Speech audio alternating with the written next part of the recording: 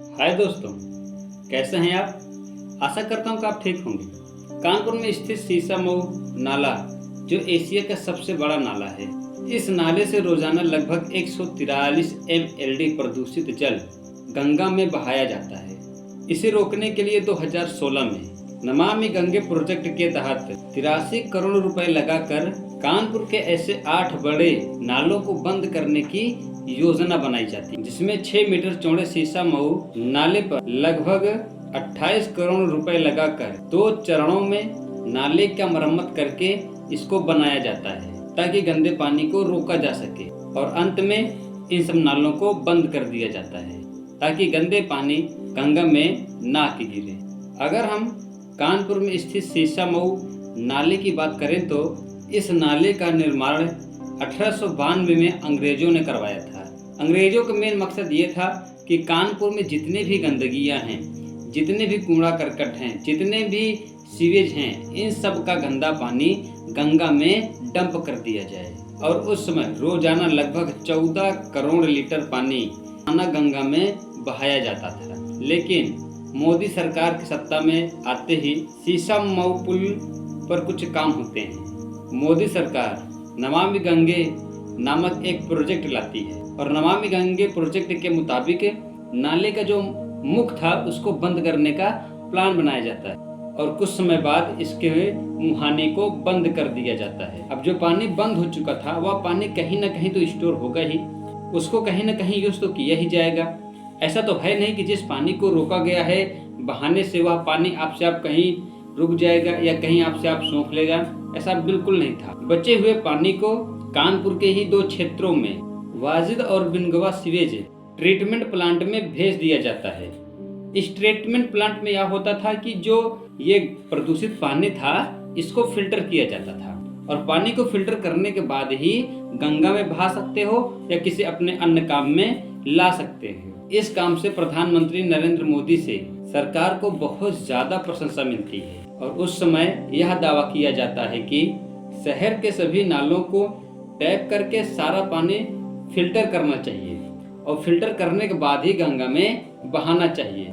लेकिन इस समय अभी कुछ अलग ही देखा जा रहा है। जैसा अभी दावा किया गया था इसका पूरा उल्टा देखा जा रहा है, क्योंकि दैनिक जागरण में अभी लिखे एक लेख में इसकी पूरी सच्चाई सामने आ चुकी है। जाजमऊ के वाजिद स्थित सीवरेज ट्रीटमेंट प्लांट बुढ़िया घाट और वाजिदपुर पंपिंग स्टेशन में लीकेज होने के कारण 8 अप्रैल से 20 अप्रैल तक लगभग 58 करोड़ लीटर प्रदूषित जल गंगा में बह जाता है। यह हालात तब है जब 35 साल से लगातार गंगा को साफ बनाने की कोशिश किया जा रहा है, गंगा को एक स्वच्छ बनाने की कोशिश किया जा रहा है। गंगा माँ को और बेहतर बनाने के लिए, साफ सुथरा रखने के लिए सरकार अभी तक 1532 करोड़ रुपए खर्च कर चुकी है। इतना सारा पैसा खर्चा करने के बावजूद भी गंगा माँ का आंचल अभी तक मैला ही है और गंगा माँ का आंचल सबसे ज्यादा कानपुर में ही होता है। अगर ऐसा ही चलता रहा तो कुछ दशक बाद गंगा का जो पानी है वह काफी ज्यादा दूषित हो जाएगा, पीने योग्य नहीं रहेगा, सिंचाई योग्य नहीं रहेगा, जिसका परिणाम बहुत गलत हो सकता है। क्योंकि गंगा नदी जितने भी राज्यों से होकर गुजरती है, भारत की आबादी के लगभग 40% लोग गंगा के पानी पर आश्रित हैं। ये 40% लोग ऐसे हैं जिनको सिंचाई के लिए, मछली पालन के लिए, अन्य सभी कामों के लिए बहुत ज्यादा उपयोगी है। अगर इसमें प्रदूषण की मात्रा बढ़ जाएगी तो न तो अच्छे से कृषि हो पाएगा, न अच्छे से मत्स्य पालन हो पाएगा, कोई भी काम ढंग से नहीं हो पाएगा। कुछ रिपोर्ट ऐसे आए हैं जो चौंकाने योग्य हैं। जैसे केंद्रीय प्रदूषण नियंत्रण बोर्ड की रिपोर्ट के मुताबिक गंगा के जल में आर्सेनिक, फ्लोराइड एवं क्रोमियम जैसे जहरीले तत्व बड़ी मात्रा में पाए गए हैं। इसका मतलब यह हुआ कि जो भी श्रद्धालु आते हैं स्नान करने, वह जो भर के ले जाते हैं डिब्बे में, उसमें ये जहरीले तत्व शामिल हैं। अगर जहरीले तत्व शामिल हैं तब तो शरीर के सभी अंगों के लिए बहुत घातक साबित होते हैं। केंद्रीय जल आयोग की ताजा रिपोर्ट के मुताबिक गंगा का पानी तो प्रदूषित हो ही रहा है, साथ ही गंगा का बहाव भी बहुत ज्यादा कम हो चुका है। यदि यही स्थिति रही तो गंगा में पानी की मात्रा कम और प्रदूषित जल की मात्रा अधिक हो जाएगी। देश के प्रमुख शहर जैसे वाराणसी की पहचान गंगा के निर्मल जल पर संकट के बादल मंडरा रहे हैं, क्योंकि गंगा का जल स्तर बहुत तेजी से नीचे गिर रहा है। क्योंकि पिछले कुछ सालों में गंगा का जल स्तर लगभग 2.5 फीट नीचे गिर चुका है। क्योंकि जिन घाटों पर श्रद्धालु बैठकर स्नान करते थे, साथ ही अपने किए हुए कर्मों को भी धो रहे थे और मुक्ति की कल्पना कर रहे थे, उन घाटों से गंगा का जल दूर हो चुका है। गंगा के घटते जल स्तर से लगभग सभी लोग परेशान हैं, क्योंकि गर्मी के महीने में यह बहुत ज्यादा कम हो जाता है। गंगा में ऑक्सीजन की मात्रा भी सामान्य से कम हो चुका है, जो यह इंगित करता है एक खतरे को। वैज्ञानिक का मानना है कि गंगा के जल में बैक्टीरियोफेज नामक विषाणु होते हैं, जो जीवाणु व विषैले जीव जंतुओं को आसानी से मार देते हैं या समाप्त कर देते हैं। किंतु इन प्रदूषण के बढ़ते हुए इन बैक्टीरियाओं की मात्रा बहुत ज्यादा कम होती जा रही है। इसके अलावा गंगा को निर्मल बनाने में, गंगा को स्वच्छ बनाने में सक्रिय भूमिका अदा कर रहे कछुए, मछलियां एवं अन्य जीव जंतु भी अब समाप्ति के लगभग कगार पर ही हैं, क्योंकि गंगा में बहुत ज्यादा प्रदूषण हो चुका है। प्रदूषण का सबसे बड़ा केंद्र प्लास्टिक भी बनता है, क्योंकि गंगा दुनिया में दूसरे नंबर पर प्लास्टिक ढोने वाला नदी बन चुका है। सिंगल यूज प्लास्टिक के उत्पाद में लगभग 5 सेकंड लगता है और यूज केवल 3 से या 10 मिनट तक किया जाता है, लेकिन इस प्लास्टिक को गलने में लगभग 500 साल लग जाता है।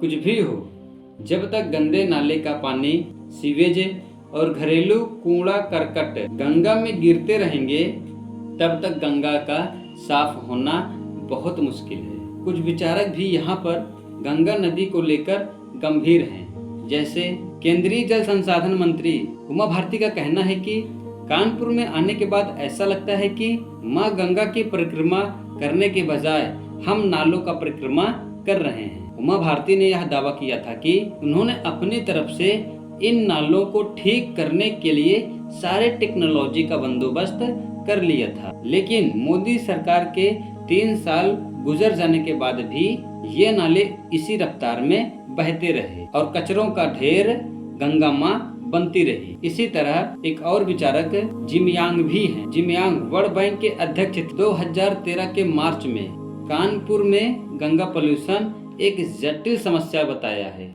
इसको लेकर उन्होंने कहा था, इसे आसानी से दूर नहीं किया जा सकता, इसकी मॉनिटरिंग करने की जरूरत है। गंगा को स्वच्छ और निर्मल बनाने के लिए न जाने कितने पैसे भी खर्च किए जा चुके हैं, लेकिन कानपुर में गंगा की स्थिति जस की तस है। एक विचारक और हैं, मुरली मनोहर जोशी जी कहते हैं गंगा की समस्या एक राष्ट्रीय समस्या है। डॉक्टर जोशी आगे कहते हैं कि केवल हल्ला मचाने से गंगा जी स्वच्छ नहीं हो जाएंगी। यहाँ पर इन विचारकों का कहना बिल्कुल सही है कि बिना गंगा जी को जाने समझे, उनके जो फैक्टर हैं उनको जाने समझे हम कितने भी पैसे लगा देंगे, वह सब बेकार हो जाएगा। जब तक भारत का प्रत्येक नागरिक यह खुद से न समझने लगे कि हम जो कर रहे हैं वो गलत है कि सही है।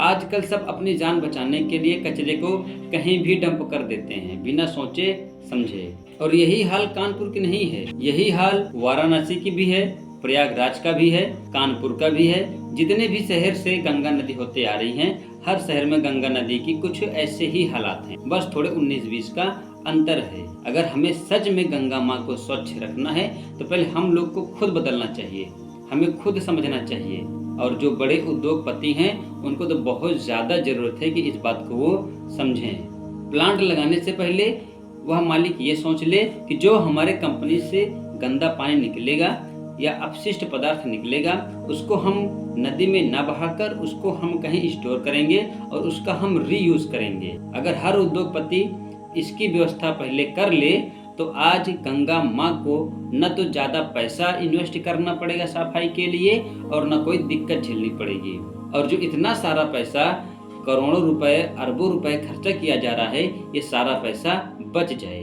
अगर जितना पैसा गंगा माँ को साफ कराने में लगाया जा रहा है, उसका थोड़ा पैसा गंदे पानी को स्टोर करके इसका रिसाइकल कर दिया जाए तो दिक्कत ही न रहे। लेकिन यहाँ पर सबके अलग अलग मत हैं।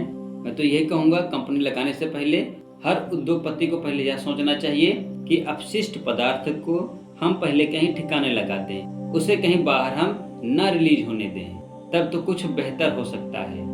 अन्यथा सरकार जितना भी पैसा खराब करेगी उसका कोई लाभ नहीं मिलेगा। चलो दोस्त, ये तो रहे हमारे विचार। आपके क्या विचार हैं आप कमेंट बॉक्स में जरूर बताइएगा। Thank you.